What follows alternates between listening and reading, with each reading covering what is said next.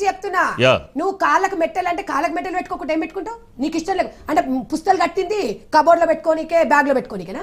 ఇది కాదు కదా. అంటే సంజయ్ రెడ్డి గారు ఇప్పుడున్న మహిళలు, ఇప్పుడు పెళ్ళైన మహిళలు ఎవరన్నా సరే అంటే సాంప్రదాయాలు సంస్కృతి అనేది మన భారతదేశం, కానీ ఎవరన్నా వేసుకుంటున్నారా? ఎవరి కాళ్ళకి ఏంటంటే ఆ గోల్డ్ వల్ల కొద్ది ఎలర్జీ వస్తున్నది, ఇవన్నీ జరుగుతున్నాయి కదా.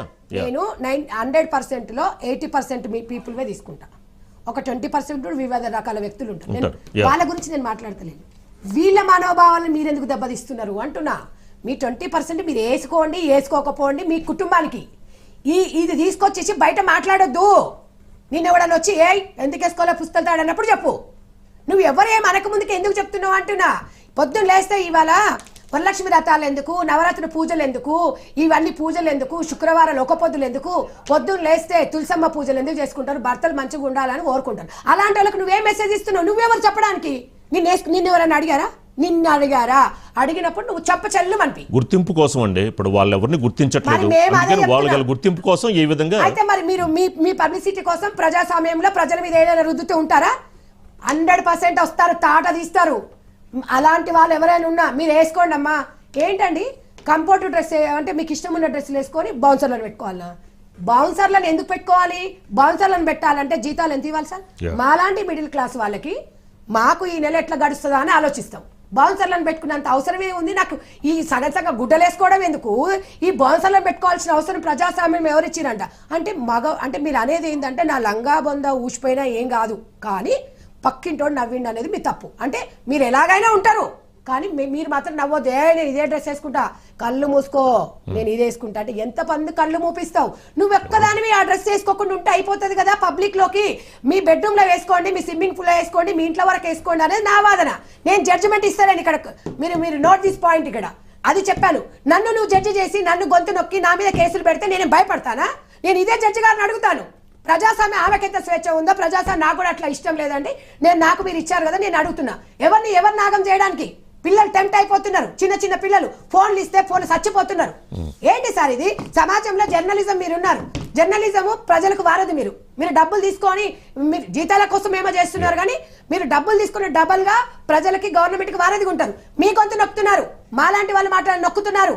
పోలీస్ డిపార్ట్మెంట్ వాళ్ళు ఆలోచిస్తారు, వాళ్ళు కూడా ప్రజాస్వామ్యంలో ఉన్నారు. ఈ ఒక్కడి వల్ల ఇంతమంది అవుతున్నారని. అందుకే నాకు తెలిసి ఇక్కడి వరకు ఇంకా మాకు నోటీస్ రాలేదు. వస్తే మాత్రం డెఫినెట్ గా స్పందిస్తాము. ఇవాళ మేమందరము ఆ అమ్మాయిని ఇప్పటికి మా ఆడబిడ్డగానే అనుకుంటున్నాం.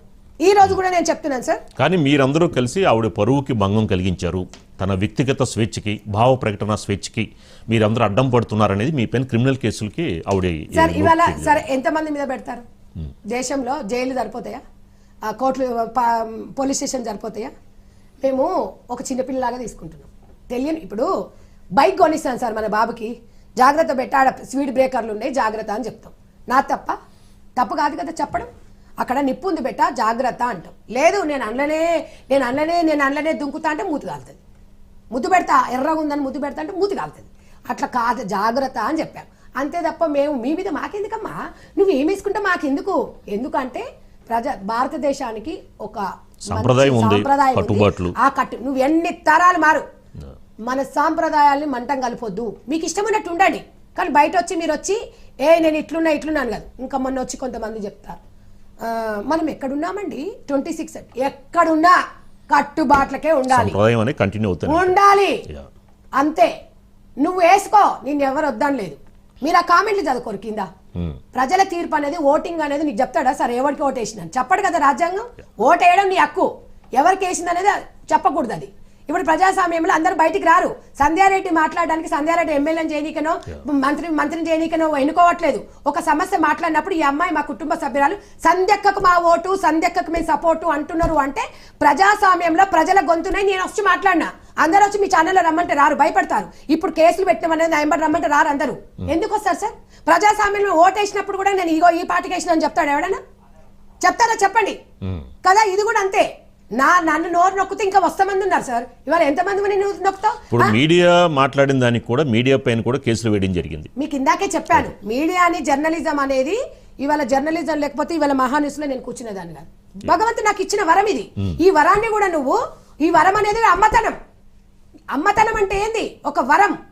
ఇవాళ నేను ఒక విషయం చెప్తాను సార్, చీర గురించి నేను చెప్పాను కానీ చీరకున్న కంఫర్ట్ ఏంటంటే ఒక బిడ్డ తల్లికి పాలు ఇవ్వాలంటే ఒక రక్షణగా ఇట్లా కప్పుకుంటది. ఇది ఒక రక్షణ కవచం ఇది. మరి అంత ఇచ్చినప్పుడు మనం ఇంట్లో వస్తువులన్నిటిని తాళాలు వేసుకొని వచ్చినప్పుడు మన శరీర భాగాలని వేసుకొని మీరు ఎందుకు భద్రపరచుకోలేదని అడుగుతున్నా. నేను చీర కట్టుకొని ఎవరు చెప్పాడు? నేనేమంటున్నా, ఈ చీర నాకు ఇష్టం ఉంది, ఒక బిడ్డకు పాలిస్తే మనకు రక్షణ కల్పించినప్పుడు అంత అర్థం ఈ చీరలో ఉంది అని చెప్పాం.